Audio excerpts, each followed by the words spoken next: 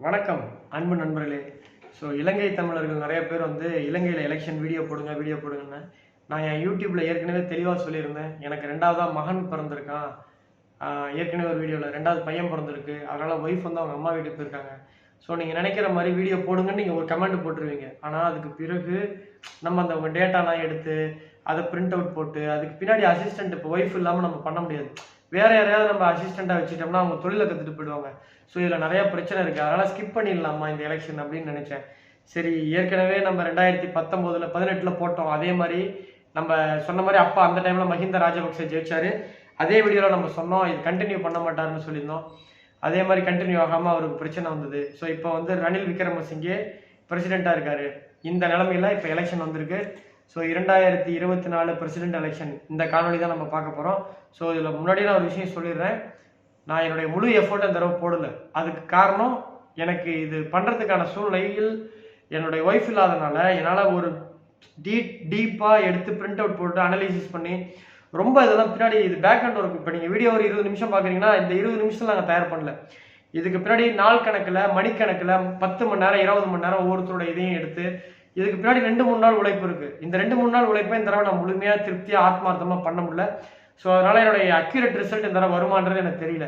But ஆனால் நான் வந்து கடைசி ஒரு நாள் தான் ஒர்க் அவுட் பண்ணாலும் நான் இதுக்கு முன்னாடி என்னென்னலாம் எலெக்ஷனில் ஒர்க் பண்ணியிருக்கணும் அதே எஃபோர்ட் தான் போட்டிருக்கேன். பட் எனக்கு இந்த இதில் ஒரு கான்ஃபிடென்ட் வரல. ஸோ இதில் வந்து யாரெல்லாம் இதில் வந்து இந்த 2024 ஸ்ரீலங்கா எலெக்ஷனில் 4 முனை போட்டி. ஸோ இதில் வந்து பார்த்தீங்கன்னா ரணில் விக்ரமசிங்கே நிற்கிறாரு. அவர் வந்து இப்போ இன்குமெண்ட், இப்போ அவர் தான் வந்து பிரசிடெண்ட்டாக இருக்காரு. அந்த இடைக்கால பிரச்சனை வரும்பொழுது, பொருளாதார நெருக்கடி வரும்பொழுது கோத்தபய ராஜபக்சே குடும்பம் இவர்கிட்ட விட்டுட்டு போயிடுச்சு. ஸோ அவர் தான் இப்போ வந்து இன்குமெண்ட்டாக இருக்காரு. ஸோ இவர் தான் வந்து பார்த்தீங்கன்னா இப்போ எலெக்ஷனில் இவர் தான் வந்து இப்போ நடக்கிறாரு. ஸோ இவர் வந்து யூஎன்பி யுனைடெட் நேஷனல் பார்ட்டி அப்படின்ற ப்ராக்ரஸ் த்ரூ இந்த இதில் ஒர்க் பண்ணுறாரு. ஸோ இதில் வந்து 1970 வந்து கேலன்யா எலக்ட்ரோட்டில் இருந்தார். ஸோ இதுக்கு முன்னாடி வந்து minister of youth and affairs, அதே மாதிரி ஃபினான்ஸ் மினிஸ்டர்லாம் இருந்திருக்காரு ஜெயவர்தனை கவர்மெண்ட்டில். ஸோ இவர் வந்து இந்த எலெக்ஷனில் நிற்கிறாரு. ஸோ இப்போ வந்து பார்த்தீங்கன்னா இந்த எலெக்ஷனில் இவர் வந்து ஏற்கனவே இப்போ பிரசிடெண்ட்டாக நிற்கிறார். இப்போ வந்து இன்குபென்ட் பிரசிடெண்ட்டாக இருக்கார். திரும்ப அவர் வந்து போட்டியிடுறார். அதே மாதிரி சஜித் பிரேமதாசா அவர் வந்து பார்த்தீங்கன்னா இருக்கிறதுலே ஓரளவுக்கு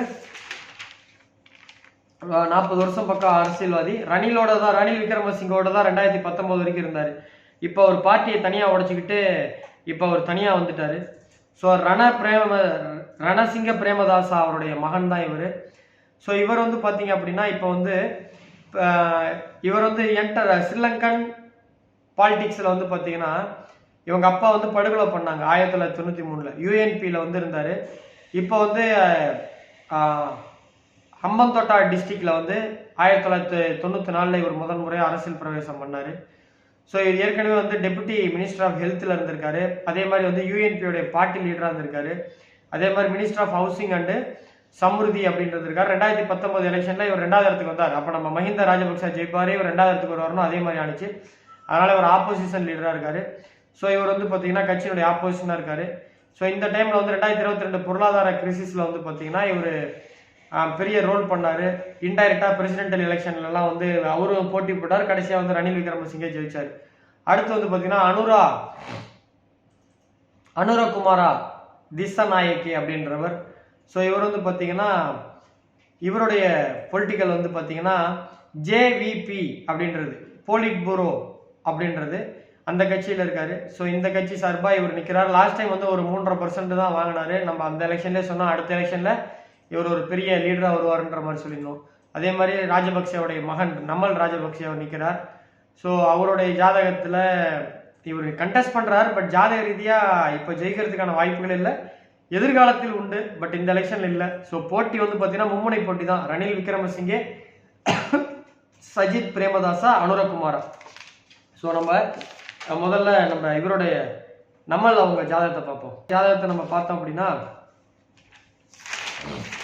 அவங்க ஜாதகத்தை நம்ம பார்க்கும் பொழுது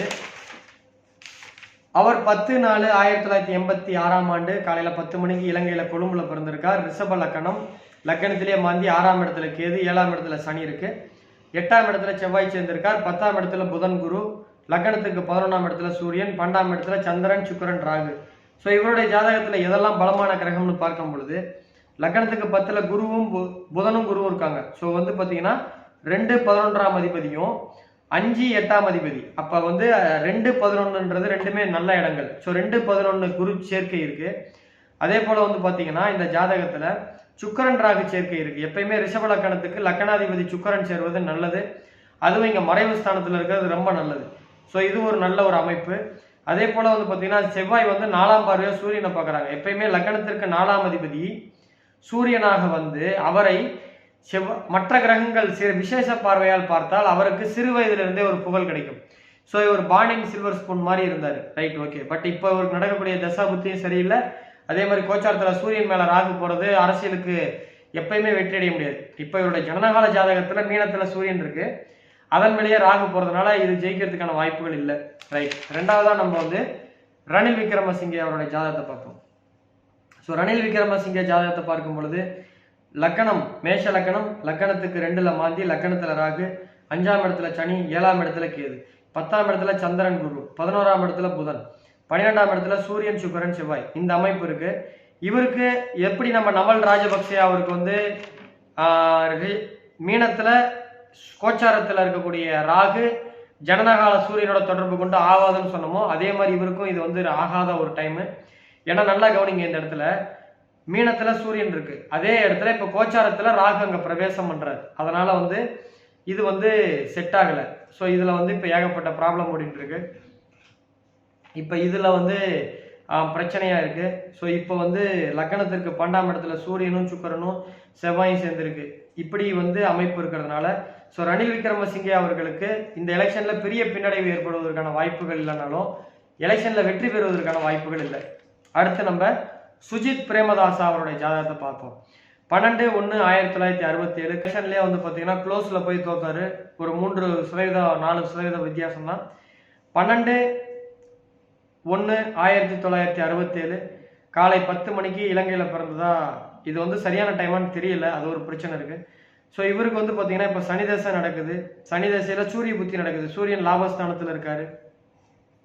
ஸோ இவருக்கு வந்து பார்த்தீங்கன்னா இவருடைய லக்கணம் கும்ப லக்கணம், 2ஆம் இடத்துல சனி இருக்கு, 3ஆம் இடத்துல ராகு இருக்காரு, 6ஆம் இடத்துல குரு உச்சமா இருக்கு, 8ஆம் இடத்துல செவ்வாய், 9ஆம் இடத்துல கேது, 11ஆம் இடத்துல சூரியன் புதன், 12ஆம் இடத்துல சந்திரன் சுக்கிரன், லக்கணத்துல மாந்தி. இப்ப கோச்சார கிரகங்கள்லாம் வந்து பாத்தீங்கன்னா சனி மேல ராகு போகுது, செவ்வாய் மேல கேது போகுது.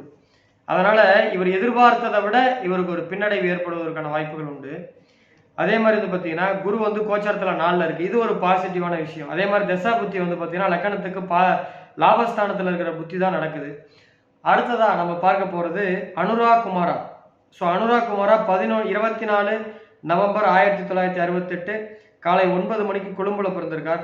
மேஷ லக்கணம், 2ஆம் இடத்தில் மாந்தி, 5ஆம் இடத்தில் சனி, 7ஆம் இடத்தில் கேது, 10ஆம் இடத்தில் சந்திரன் குரு, 11ஆம் இடத்தில் புதன், 12ஆம் இடத்தில் சூரியன் சுக்கிரன் செவ்வாய். இந்த மாதிரி அமைப்பு இருக்கு.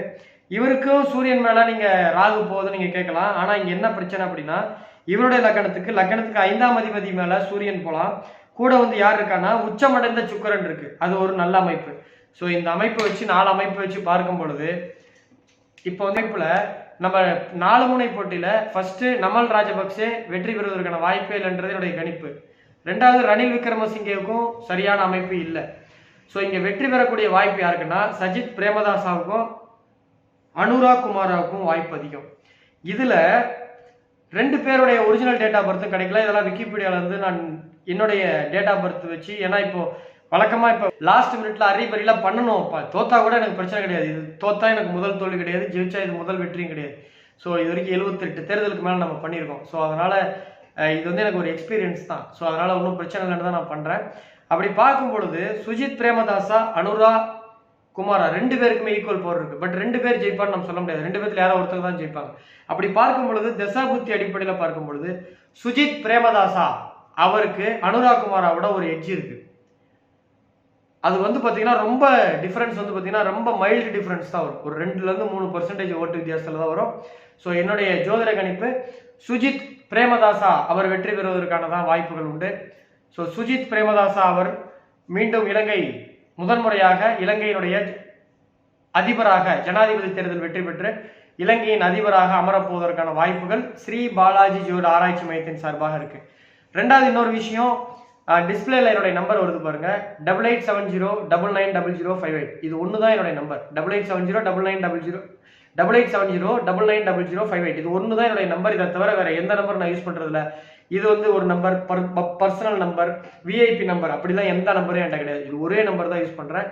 என்னுடைய பேர்ல பாலாஜி ஹாசிம் அப்படின்னு சொல்லிட்டு வேற ஒருத்தர் வந்து என் பேரை சொல்லி என்னுடைய போட்டோ வச்சு யூடியூப்ல வந்து ரீல்ஸ்லாம், நம்ம அந்த மற்ற ஐபிசி சேனல்ல, அதே மாதிரி இந்த புதிய யுகம் தொலைக்காட்சியில எல்லாம் இன்டர்வியூ கொடுக்குறோம் பாத்தீங்களா, அதெல்லாம் டவுன்லோட் பண்ணிட்டு அவர் வந்து ரீல்ஸை போட்டு வேற ஒரு நம்பர், அவருடைய நம்பர் போட்டு நான் தான் சேலம் ஜோதிடர் பாலாஜி ஹாசன் பேசுறேன் அப்படின்னு சொல்லி இது வரைக்கும் ஒரு 5-6 பேர்ட்ட பணம் ஏமாத்தம் தான் என்கிட்ட தகவல் வந்தது. என்னால் ஒன்றும் பண்ண முடியாது. ஏன்னா என்னுடைய பெரிய தப்பு என்ன பண்ணிட்டேன்னா, நான் புதிய யுகம் தொலைக்காட்சியில் இன்டர்வியூ கொடுத்ததுனால அவங்க காப்பிரைட்ஸ் அடிக்கணும், நான் அடிக்க முடியாது. அவங்கள கூப்பிட்டு அடிக்க சொன்னாலும் கண்டுக்க மாட்டேங்கிறாங்க. இப்போ ஏன் யூடியூப்ல இருக்கிற வீடியோ அவர் எடுத்து போட்டிருந்தாருன்னா நான் காப்பிரைட்ஸ் அடிச்சு நேரம் சேனலை தூக்கியிருப்பேன். ஸோ இது வந்து கம்ப்ளைண்ட் கொடுத்துருக்கோம். ஸோ இப்போ வந்து கம்ப்ளைண்ட் கொடுத்து தெரிஞ்சுட்டு அவர் என்னுடைய ஃபோட்டோ ரிமூவ் பண்ணிட்டு என் வீடியோலாம் டெலீட் பண்ணிட்டாரு. ஸோ இந்த மாதிரிலாம் நடக்குது. அதனால இது ஒன்று தான் என் நம்பர். இந்த நம்பரை தவிர வேற நம்பர் என்னது கிடையாதுன்றதை நான் ஏற்கனவே பல டைம் சொல்லியிருக்கேன், இப்போவும் சொல்கிறேன். நீங்கள் வேற யார்ட்டையா போய் ஏமாந்தா அதுக்கு நான் பொறுப்பு கிடையாது. நான் ஜிபே, ஃபோன்பே நான் எதுவுமே யூஸ் பண்ணுறது கிடையாது. இந்த டிஸ்பிளேல வரது மட்டும்தான் என் நம்பர். இதை தவிர வேற எந்த நம்பரும் என்கிட்ட கிடையாது. நன்றி, வணக்கம். அதே மாதிரி இது மட்டும்தான் என்னுடைய சேனல், வேற எந்த சேனலும் எனக்கு கிடையாது. நன்றி, வணக்கம். மீண்டும் இன்னொரு காணொளியில் சந்திப்போம். நன்றி, வணக்கம்.